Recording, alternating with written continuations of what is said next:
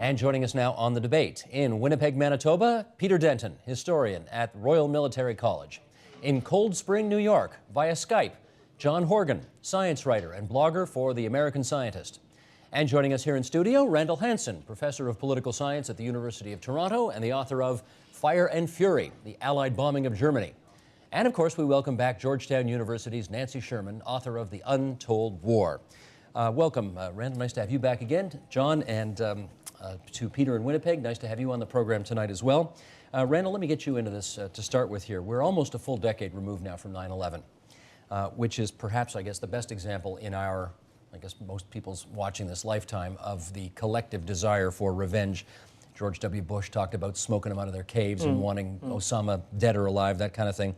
How alive in us do you feel the primitive impulse to lash out for revenge against those who attacked us still is? Well, I'll answer that by backing up, because what I'd like to say about 9/11 is that it was controlled revenge. It's easy to forget this, that President Bush gave the Taliban 1 month approximately to hand over bin Laden before the attack was launched. And certainly revenge was a desire that motivated the American public and some of the soldiers. I would hesitate, as I think Professor Sherman would, before we said that it in any way affected the operation of the war. We need to keep those distinctions quite clear. As to whether it's still in place now, I think that's, well, you'd have to speak with the American people.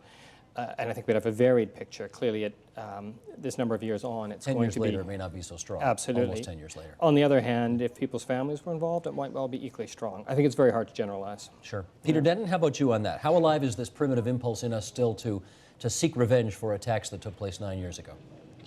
Well, I also would like to back things up a little bit. I think when we talk about the nature of war, to begin with, there are all sorts of hidden assumptions, emotions, feelings, responses, memories, and all the rest that get all jumbled in with the larger picture of what actually is happening in the world at the moment.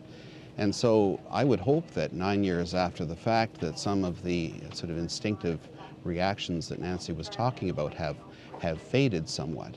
Because certainly in the context of counterinsurgency operations in Afghanistan at the moment, that desire for revenge, that identification of the enemy that was being discussed, is really not only unhelpful, but specifically counterproductive in anything we're trying to do over there. Let me follow up on that, Peter, if I can. Well, in part of it is Canadians, I think, are a little bit uneasy about talking about being at war. This is one of the conundrums that Canadian Forces members have to deal with right now. That if you were to ask when the last time Canada was at war, in terms of the guy on the bus, you would probably hear something about the Second World War, and perhaps we've now grown to admit that it might be Korea. But in reality, Canada's involved in a war, and I think that the Canadian population has really ambivalent feelings about that term. So, in terms of revenge, the airplanes didn't hit a building in Canada. In terms of the immediate visceral response, I think we felt it the same as everyone else did.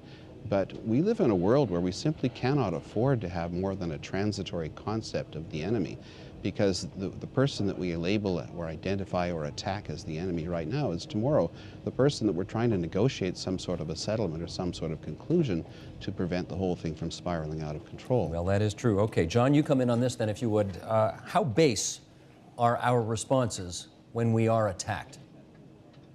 Well, I'm a little leery of the emphasis on these kind of primitive emotions. There's been a tendency over the last couple of decades for even chimpanzees, which sometimes fight among one another, and to say that war goes as far back as we look in human prehistory, hundreds of thousands, even millions of years.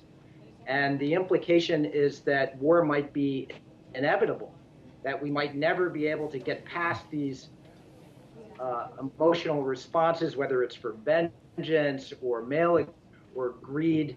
And what the archaeological record actually shows is that war is a very recent cultural innovation. It started around the same time that we invented agriculture. Societies fight war at some points and they don't fight at others. So there are environmental conditions, cultural conditions that lead to war. And it just so happens that in spite of these terrible wars, overall, globally, we happen to be living in a period from war. John, forgive me, I'm going to jump in here for a second, John, because you look like you're transporting on Star Trek. We're having a few phasing issues here on the Skype, so we're going to work to see if we can get that fixed up. But you said something there that I thought was kind of interesting that I want to follow up with Randall on. War as an invention. He said war is a relatively recent invention. Do you think of it that way? I don't, actually, in the sense that I'm not sure when he was dating it to, but I was speaking with an Egyptologist this morning. In ancient Egypt, about 3000 BC, there were wars to expand territory, there were defensive wars, there were wars to maintain trade links. So war as an instrument of politics, to put it in Clausewitz's term, is very old indeed. Now, Nancy, the issue of distinguishing a reaction of an individual to an attack to that of a group or a nation to attack, is there a distinction that needs to be made there? Well, yes. I think often soldiers are held accountable for their actions, but they often follow the drumbeat of a person that's at the helm, setting policy, setting propaganda. You opened with the President Bush setting the tone for 9/11 and its response. But and then unfortunately, especially those of us that work with soldiers, it's typically the low guy on the totem pole that's the person that has to bear the brunt of a commander that has been encouraging a kind of revved up response. So there are differences, but one feeds on the other. And I would just say one response, I think, in this business about invention or not, war is indeed very old, but how you conduct it varies, and it is absolutely critical that current missions are counterinsurgency and irregular warfare.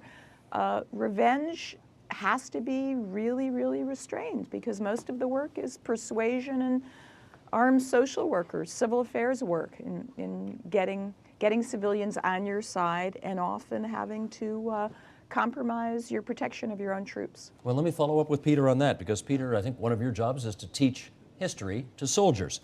And I wonder how important you think it is for the instinct of revenge to be a good soldier.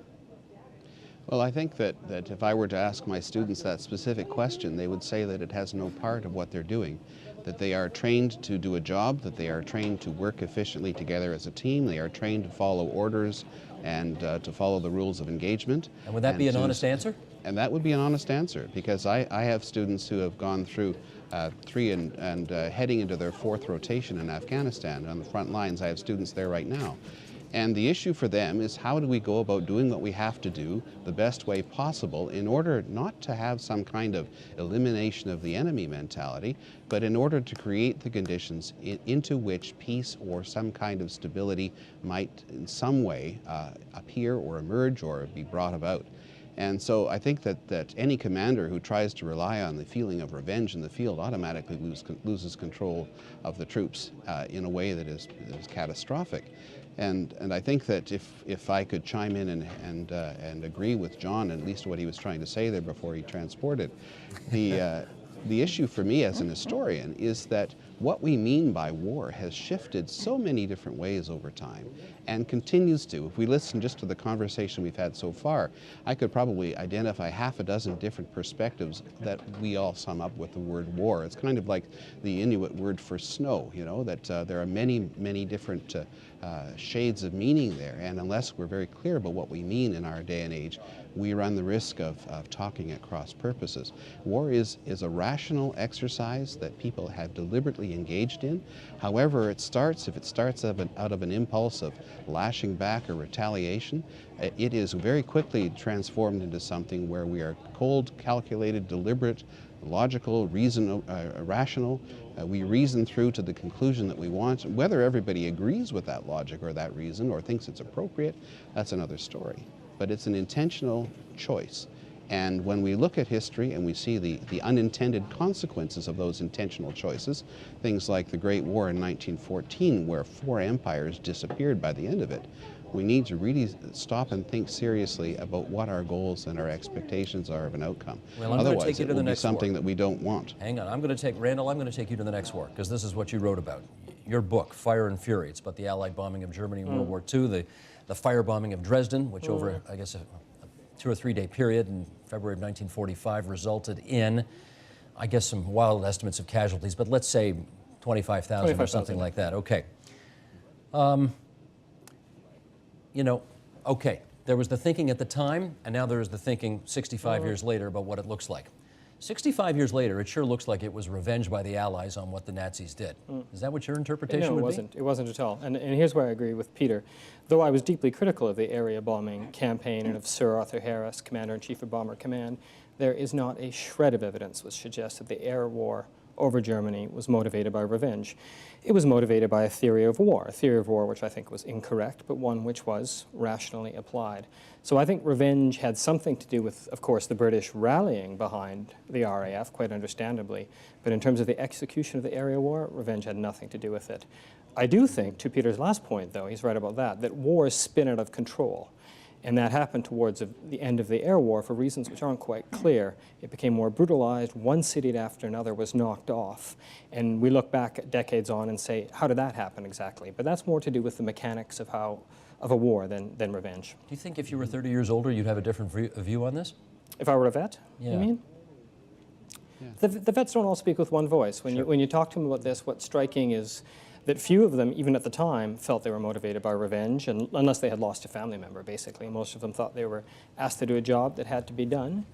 And then in terms of the morality theories you own, some express regrets, some stand by in their actions, some think they need to be judged in context.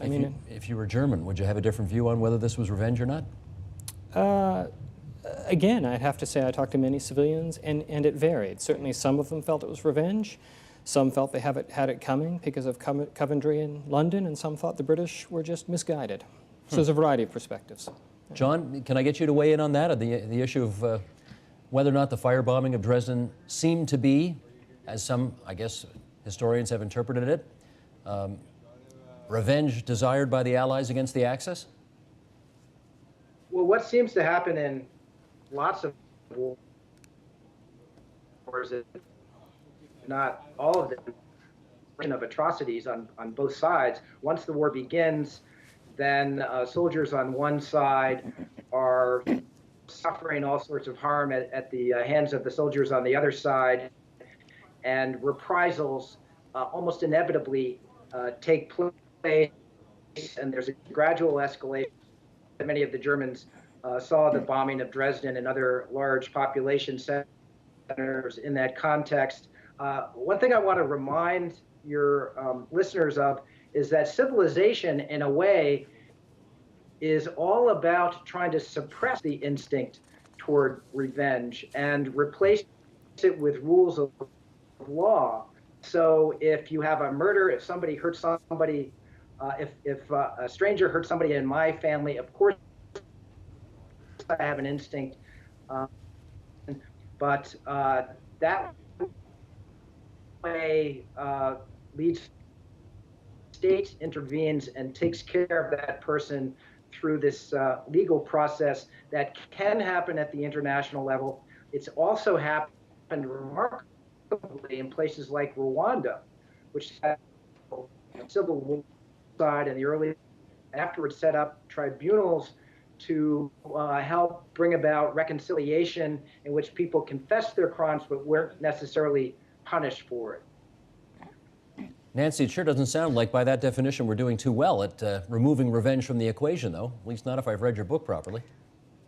Well, as I've listened, you know, let's not forget we are still in something of the torture debate. I don't think we've fully understood what happened. And there certainly was lack of command structure and an encouraging at some level of what I would call ugly outpouring of revenge. It was sadism, revenge, punishment that went well beyond Geneva Accords and anything that at least most Americans would think would be reasonable. However you define torture light, and coerced interrogation techniques. So it may be that the enlightened and good commander and I agree with this, of course doesn't want to encourage revenge motives amongst his troops, nor does he want to encourage hatred. But sometimes it's there, and it needs to be it needs to be restrained and restricted with good command climate. Peter, once again, putting your hat on as an historian, was World War II, in your view, a turning point in terms of thinking about the limits to what can be done in the name of retribution? Actually, I think you'd have to take it all the way back to the Great War and the way in which mass bombing campaigns were conducted on both sides, both by Britain and by the Germans in the Great War. I think that the indiscriminate bombing of cities actually happened much earlier than we identify it. And on top of that, when you look at the way in which the wars became conducted, I'm not quite sure what happened in the 20s and 30s, but there was a time there when it seemed that mass bombing of poison gas from the air of civilian populations was not only entertained as a possibility in the popular press, but it was actively talked about, especially after the bombing of Guernica. So that I think that we have somehow lost sight of that moral agenda in terms of warfare much earlier in the day than many people give credence to. And the consequence of that is that I think we are continuing to spin out of control in terms of how our civilization views these issues. In 1928, a book called The Old Savage and the New Civilization was published by a guy named Raymond Fosdick, who went on to become the president of the Rockefeller Foundation. And he had made a very simple point in commencement addresses across the country. He said that we are the same old savage, but we now have new tools, and unless we find a way of our moral development improving to the point of keeping pace with our technological development, we have a very short life ahead of us as a species. And that's never been more true than today, because when you look at the concept of the enemy, we have to make sure that it is something that is restrained and controlled and focused, because tomorrow that enemy is our ally or our colleague. And my grandmother turns 102 today, and I think back to her life and the way in which she remembers the Great War. She remembers all of the various enemies and allies all the way through, and the shifts of people who were our enemy are now our friends, and we're having to work with them. So I think we need to find a way of improving that rational perspective and seeing war not just from the perspective of the victor who writes the history books, but from the victim who lives through it, and it doesn't much matter to them whether it's a brick or a bomb or anything else that falls on their head. Let me try this with Randall. I presume we would like to think of ourselves today as being so much less primitive, shall we say, let's use that word, from 65 years ago, that the notion of Canadian planes going up in the sky and dropping bombs, killing tens of thousands of civilians, not military installations, but civilians today, would never happen. Do you agree with that? It's a difficult question, because coming back to what Peter said, at the beginning of World War II, all sides, but let's talk about the Allies promised that they would not attack civilian targets. And by the end, they were killing hundreds of thousands of civilians deliberately. The British in the air war over Germany, and the Americans with conventional and then later atomic bombing over Japan. So it seems that Peter's quite right. The longer a war goes on, the harder it is to maintain your moral principles. That said, I do think World War II was a turning point. We do live in a fundamentally different world, and as critical as one can be, if one wants to be, about Afghanistan or Iraq, or for that matter, Israel in Gaza Strip or Lebanon, those wars were conducted with the explicit intention of minimizing civilian casualties, and that was not true of large parts of World War II. So I think something has changed. Go ahead, Nancy. Yeah, I was just about to say, I think talking to soldiers, you have to appreciate how much it has changed, even to the point that they're not often prepared for the new job. You know, they really are trained, and have been until very recently, to engage and destroy. Wars of attrition, you know, are in Clausewitz style, are what they in infantry and armory really think of themselves as doing. And many, when they, in these past 9 years, got to Iraq or Afghanistan, I have a Marine in my classroom who says, when I first got there, I have to be honest with you, I didn't know what the word COIN meant. COIN is the acronym for counterinsurgency. The manual, which General David Petraeus has a foreword to, came out in 2005. This kid was in, was in Iraq 2003 or 4. So it's still hard for them, but they are doing remarkably, I think, in this new warfare that is fairly new, and their warrior ethos, which really is, I think we can't forget, you don't leave a fallen comrade behind. You have unit cohesion, you're there for each other, you bring each other home, you take care of each other as you would a child. That is challenged, obviously, and conflicts with obligations and duties to civilians, because war is in and amongst civilians. So we don't fight like we used to, but it also puts enormous moral challenges and conditions of restraint on soldiers. Well, perhaps the best example of not fighting the way we used to is the person I'm about to quote next, and that's Osama bin Laden, who said the following: "If you unjustly thought that it is your right to prevent free Muslim women from wearing the face veil, is it not our right to expel your invading men and cut their necks?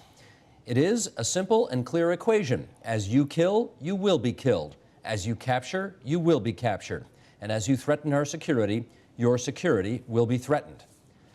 John Horgan, come on in here and tell us about whether or not, when that kind of gauntlet is laid down, can you avoid reciprocating such a challenge? Well, I think history tells us that that can quickly spiral out of control and ends up hurting the person who is trying to get revenge. So my understanding of the resolution of World War I is that France and England exacted punishment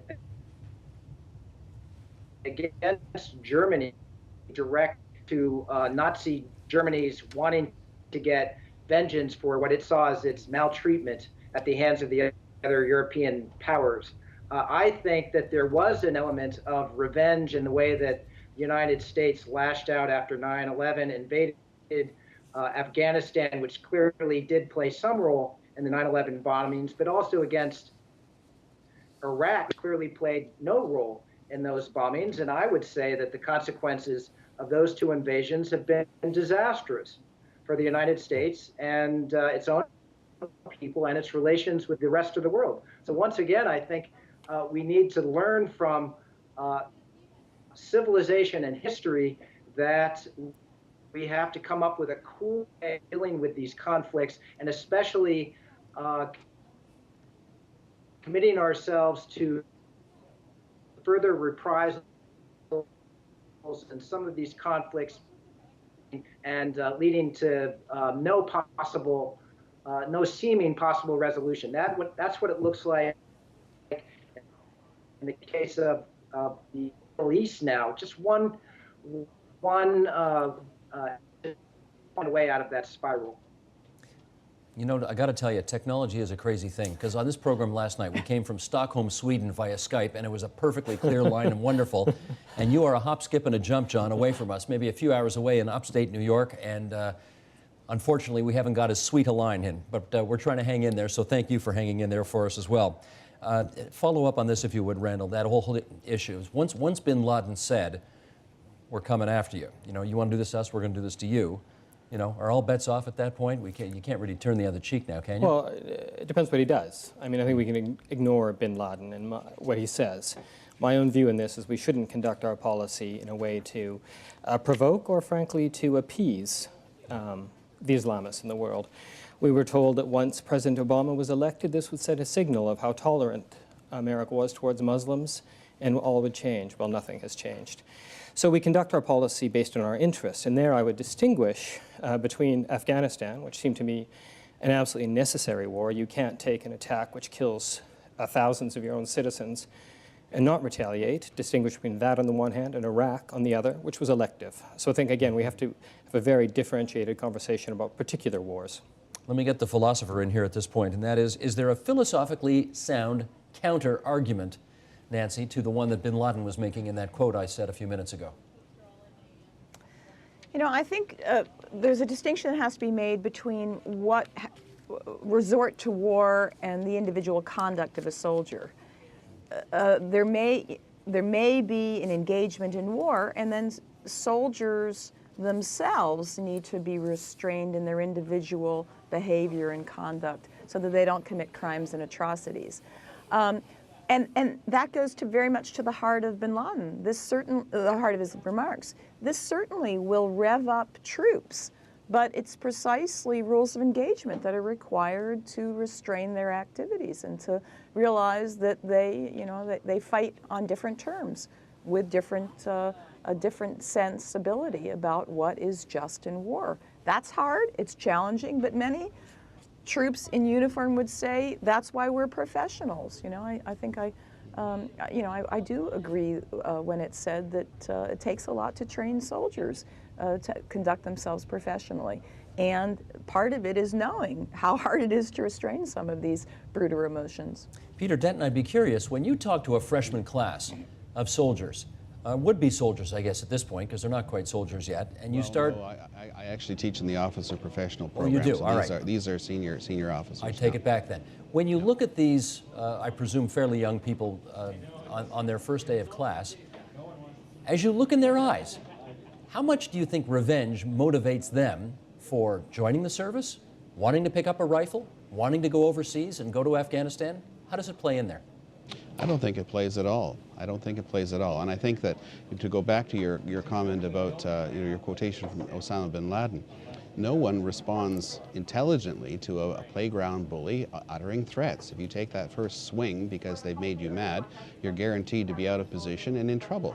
So the kinds of things that Osama and others in his camp and Al-Qaeda have been saying in Afghanistan, and I would agree with Randall about the definite need to differentiate between Afghanistan and Iraq. But if we just look at Afghanistan, we have to distinguish again between Al-Qaeda and the Taliban. And those are not the same players, they're not on the same field, they don't have the same interests.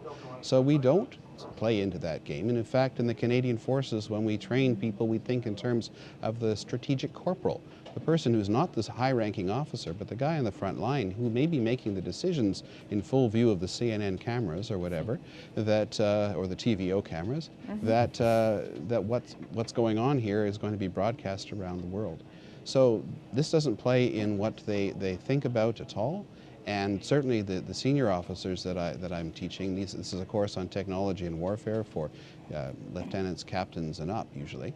These are people who are well aware of the circumstances on the ground, and they are looking for ways to use military force, and this is the Canadian Counterinsurgency Manual, to use military force to create the conditions in which a political or other type of situation is able to be resolved. Okay, let me read a competing quote here. You just heard me read the quote from Osama bin Laden. This one's from Ernst Junger, the German writer who was remembering World War I, and Nancy Sherman quoted him in her book, The Untold War. Here's what he has to say. Of all the troops who were opposed to the Germans on the great battlefields, the English were not only the most formidable, but the manliest and the most chivalrous.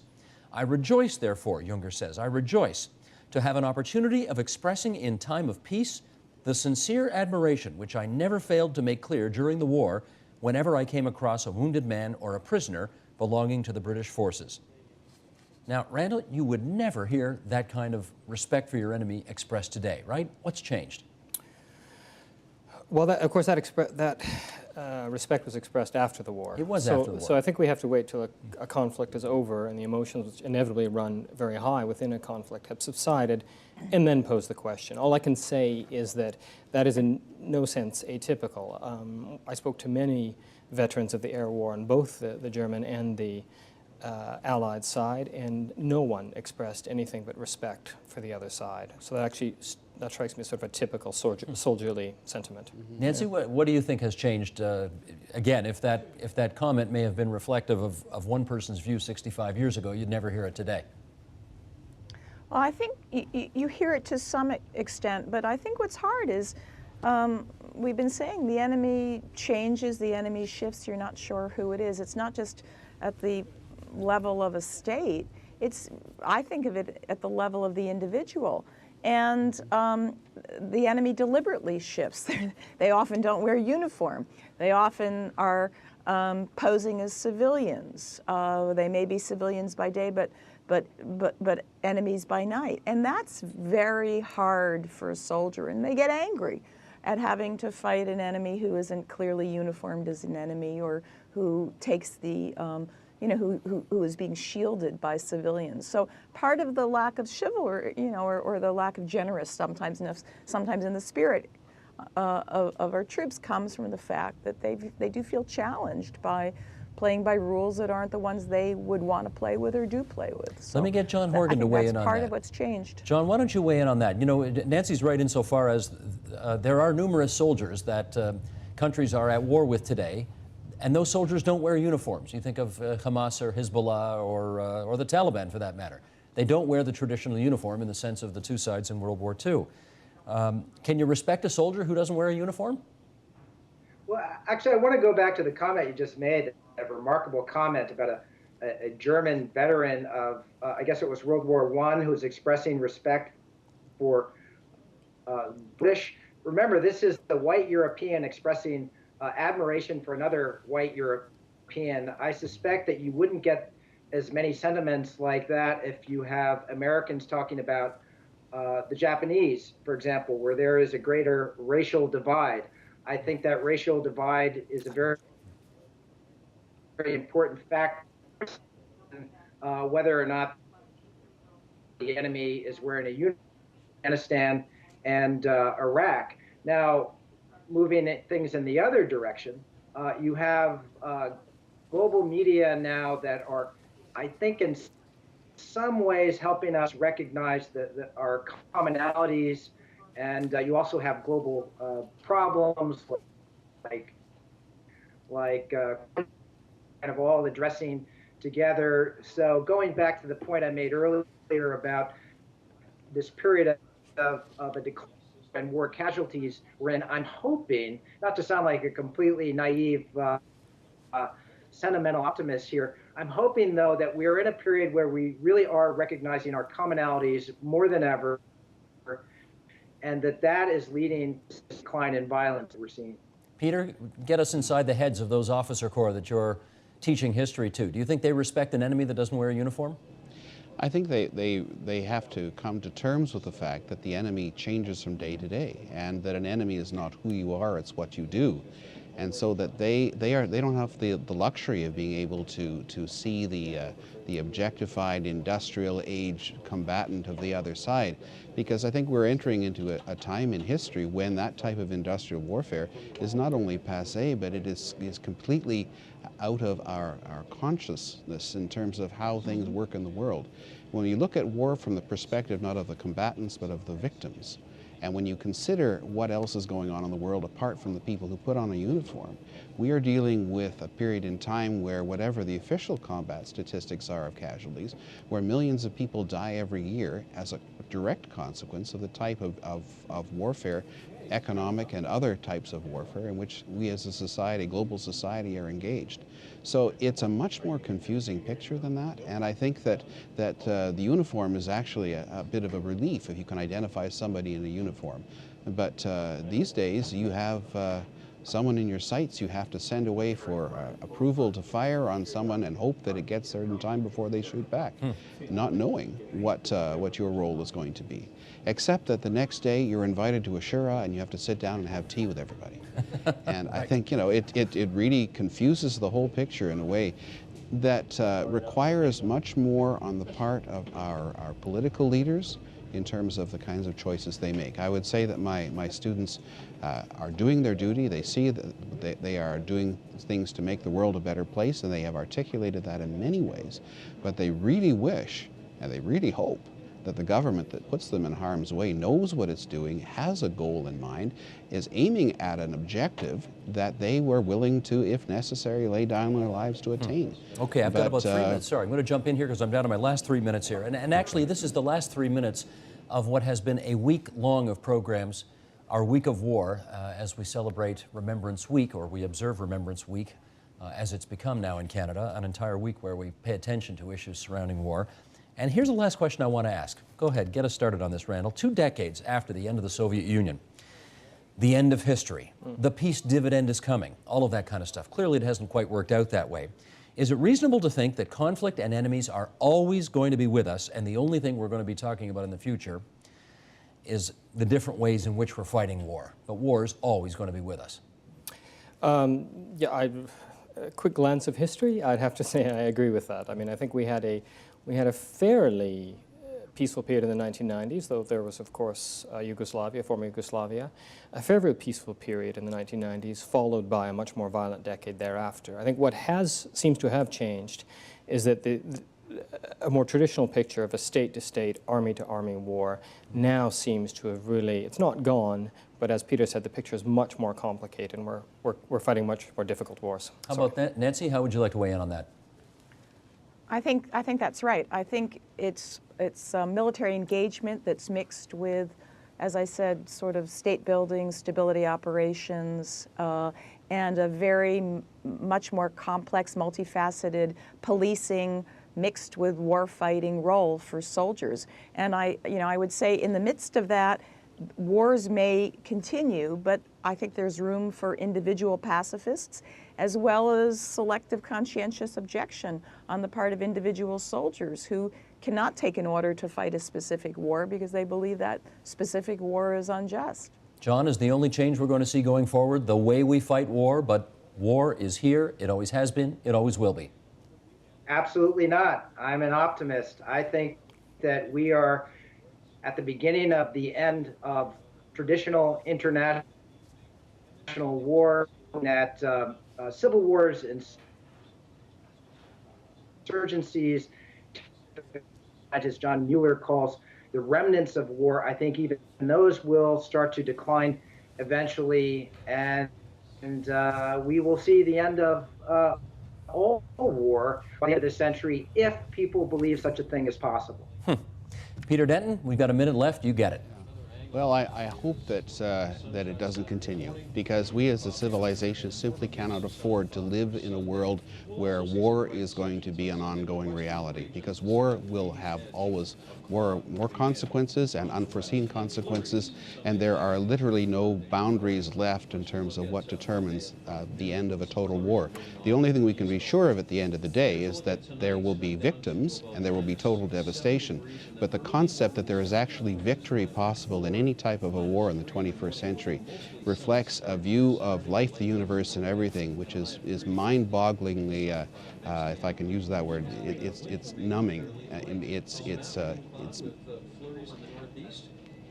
It's numbing in terms of what people think might actually be possible. When I hear things from our political leaders that speak in that direction, they need a really good lesson in history. Maybe they need to take Nancy's courses, and they need to take a good look at what's really going on in the world from the perspective of the people who are never allowed to speak, never allowed to engage in these kinds of debates, and never allowed to really have a voice in choosing what their future is going to look like. Peter, that's the last word today, and I want to thank you. That seems like an excellent place to leave our week-long series of programs on a week of war as we observe Remembrance Day and Remembrance Week here in Canada. Thank you so much to all of our guests today. Peter Denton, the historian at RMC, on the line from Winnipeg. John Horgan, we thank you for prevailing with us from Cold Spring, New York. He is the science writer and blogger for Scientific American. Nancy Sherman from Washington, D.C., The Untold War is the name of her book. And Randall Hansen, the political science professor at U of T, his book Fire and Fury, about the bombing of Dresden 65 years ago. Thank you so much.